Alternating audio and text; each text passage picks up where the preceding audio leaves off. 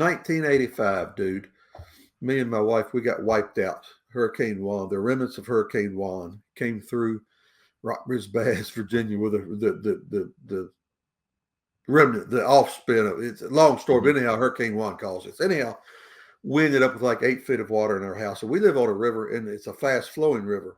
It took every window, pretty much every window and door out of our house, right? Trophies, everything we had in the house, lost all this stuff.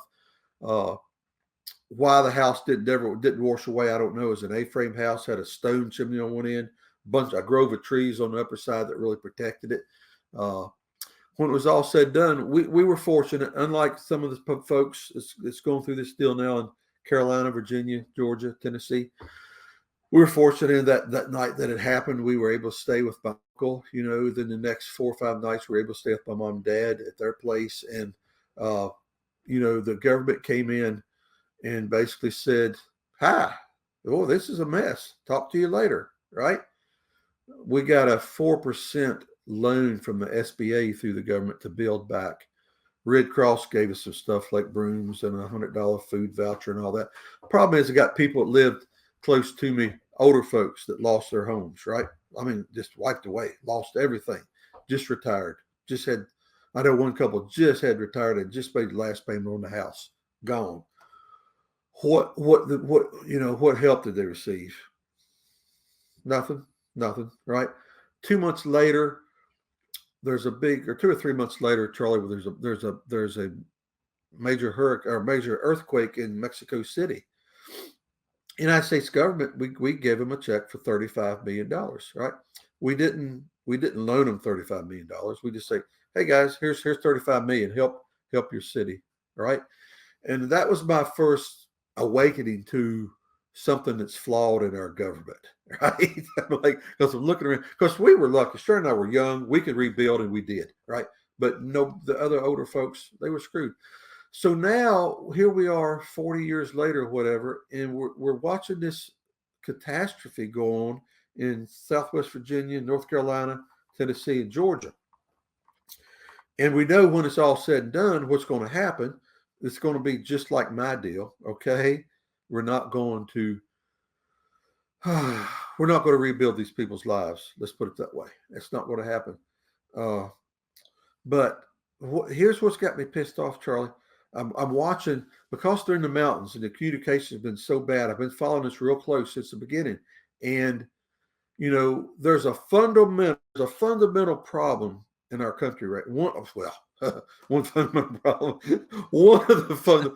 Just one. Just one of the fundamental problems in our country is we need to have a disaster force, right? When we have these disasters in this country, this thing needs to mobilize. It needs to mobilize within hours, and it needs to head to the scene, right? We've got people down, even as we're speaking right now on a Monday, dude. We got people still stranded right now, stranded. And what have we got? We've got Greg Biffle, right? We got Rick Hendricks. We got Greg Biffle in his helicopter. We've got Hendricks helicopter. We got Gibbs helicopter. Now we're starting to get some military helicopters. We got all these private individuals and companies that are doing all this, sending their at their expense, doing all this to try to rescue these poor people that are trapped, can't get out. They got people dead. They got people. Man, you read some of the stuff, and it concerns me, Charlie, because I try to call some of my buddies down there, right? Can't get through to anyone. Finally talked to a lady last night I know, and she was telling me how devastating it was and how bad it was, and which we know that reading some of this stuff. But, dude, Charlie, what is our government's role? What is our first role and responsibility? Serve and protect, or Mm-hmm. protect and serve. Am I right about this? Or if You are. I am right about that, right? Protect and serve, right? Why in the hell do we give $6 billion right now? The guy from Ukraine comes in last week. He walks away with another $6 billion, right? And we can't fire up a friggin' military helicopter to go to the mountains of North Carolina and rescue people. It's a fundamental flaw, right? I'm not going to sit here and bash Biden and Harris or whoever. I mean, hell, Bush was, or whoever.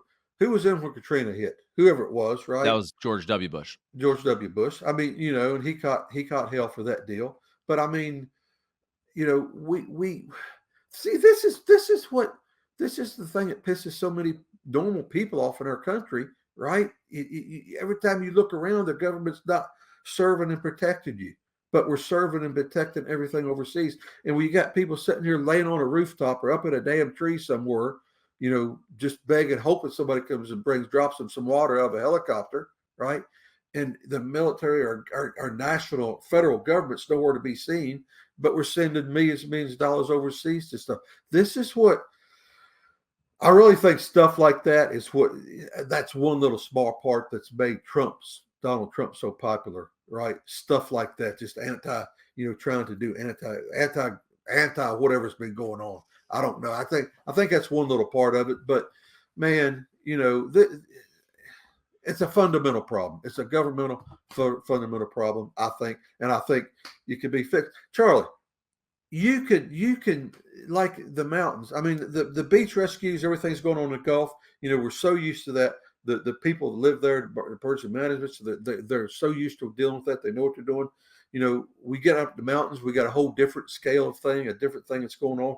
You got the Department of Emergency Management, which does a great job. You've got all the local things. You got all these local things doing great jobs, right? If it wasn't for them, we'd really be in trouble. But you could take a staff sergeant and be in charge of 30 helicopters. I mean, you don't have to have this grand plan and grand scheme. I mean, a military dude could hop in his damn helicopter and fly down there and put a staff sergeant in charge of 30 helicopters, coordinate in and out, in and out, and in and out. Why don't we have this? What's the big deal? It's no big deal. We can damn sure afford it, but I don't know. It's just something I think needs to happen, and we'll see what goes on. I think another part of this too. I mean, so you have FEMA obviously with the disaster relief, and like everything, this gets politicized, of course. I think whether it's obviously Kamala now or Trump, I do think when the disaster first hits, that it's more of a distraction if those people are on site. Now down the road, couple days, week later, yeah, you go there, you help out, and that also I think being the figurehead, it raises people's spirits and all that. But right when it happens, like I don't think necessarily Kamala or Trump need to be there. And FEMA's in there doing whatever they can do. I'll say this. This is something that going back to Maui, what we've seen in Florida and California, the insurance industry has been just ravaged by this. I remember looking at my insurance policies for some rental properties, and I've had to deal with FEMA for flood insurance on Right. condos that are second story near essentially a creek, where you're thinking, okay, there's a creek there. I get it if maybe you're on the first floor, but you have to get FEMA flood insurance if you have a bank loan for these second story condos, which is odd and all that. I'm going on a tangent now too. But No, that's good. these insurance policies, I live in St. Louis, Missouri.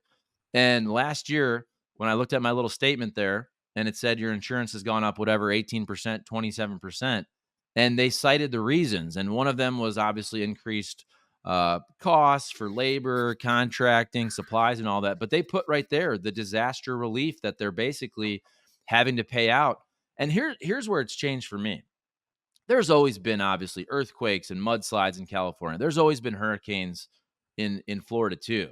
But I can't remember until last year or so where major insurance providers started saying we're going to pull out of Florida and California. And I don't care what anybody says. If you're safe, you think you're safe in the middle of the country, your policies are going up too, because it's the same companies that are covering all these, right? And they're losing their ass.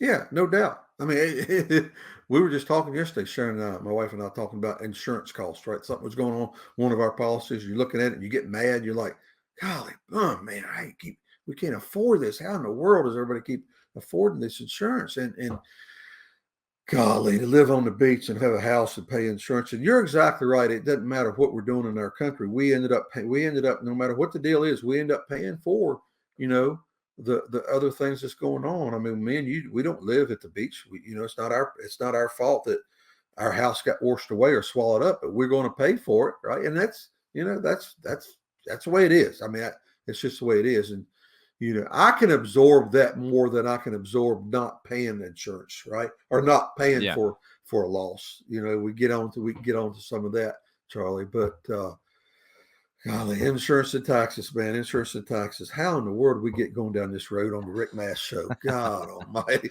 I do No, it not is want to go funny down this though. road. I just filed 2 claims for rental properties and got literal 0 back. And the other thing is, once you file the claim, and I only know this because I just went through this, they kind of keep that claim for 5 years. It's almost like you get a traffic ticket, right? Let's say you get a Yeah, traffic ticket and then it stays on your whatever, your resume, your license for a certain amount of years, then it falls off, then you might get cheaper right. insurance. Well, they keep that on your insurance and you essentially can't leave, because as long as that claim is filed, to other insurance companies, you look like you're uninsurable. It's almost like, even Yeah, if they pay you out $300, okay, it's like, we paid you the $300. Now you have to stay with us for another 5 years until it falls off to move. I don't even, when I learned of this just in the last year or so, I'm like, how is that legal? yeah, Right? How is yeah, that legal? I feel like if I fought that, yeah, we could get that yeah. taken care of. Maybe so. It's legally, yeah, who knows? Morally, no. Come on, man. Right. Morally, it's wrong. Here's a good one for you, Charlie. Going back to my flood in 1985, the flood that wiped us out, basically. We, for some reason, that year, that summer, that year, I checked on flood insurance. I don't know why. I just did. I checked on flood insurance. I said, well, we live beside a river, but I've lived on this river my whole life. I know, it's not, it'll never flood this house, right? Couldn't get flood insurance. Couldn't get it. Finally, we checked. I could get it. Lloyd's of London would have written it. I remember my insurance guy said, "Well, we can get Lloyd's of London. Will write a policy." And hell, the premium was more than what my house was worth, right? So we get flooded. When it's all said and done, the SBA comes in, Small Business Administration, through the government, says we'll give you a 4% loan to build your house back, which is what we did. We borrowed money at 4% interest, which is a great, great friggin' deal. Yeah, big deal, government. Thank you so damn much, right? But at least we're able to get the money. But in order to get the loan, I had to have, guess what? Flood insurance. I had to have flood insurance to get the Mm-hmm. loan. Well, guess what? The government wrote a flood insurance policy for me. All right. Are you with me? Mm-hmm. But they want that you can't go to that and buy a flood insurance policy beforehand. You have to have been flooded in order to qualify for flood insurance at that time for this policy to buy. And I only had to buy it because of the SBA loan. Charlie, you can't make this stuff up, dude. I mean, how screwed up is that? I mean, honestly, how screwed up is that? And that's what peed me off so much about so many of the older folks around me that lost everything, right? And talk about losing things, man. We lost. It took everything in my house out. Everything we owned went out the door, right? And trophies, a lot of my trophies, race trophies that I had, all gone down the river. Man, we had saved up for like 2 years for us. Hey, I cut the sound off. Wait a minute. I cut the sound off on this thing. All right, here we go. It's a good tune though. Yeah, yes, yeah. We saved up for like 2 years to buy a swimming pool. Bought that pool around above ground pool, right? Round pool. I went and I assembled the thing myself, put it together myself like in September, dude. And we get in that thing every day and float around. No, election day in 1985. The flood came through, took my pool away, right? It went on down the river. And anyhow, some of the trophies, somebody, maybe that week, sometimes one of the neighbors downstream come up and handed me what was left of one of my trophies. Rick, is this yours? I looked at, yeah, one of my trophies, right? And I think we ended up with like 3 or maybe 4 trophies over the year. Over about a year's time, somebody downstream would find it along the old riverbank or out in the field. Somebody'd see like a trophy or something. This must be Rick Mast up there. So they'd bring it back to me. But anyhow, that was yeah. So it's a screwed up system, dude. And I don't know why we're still flawed.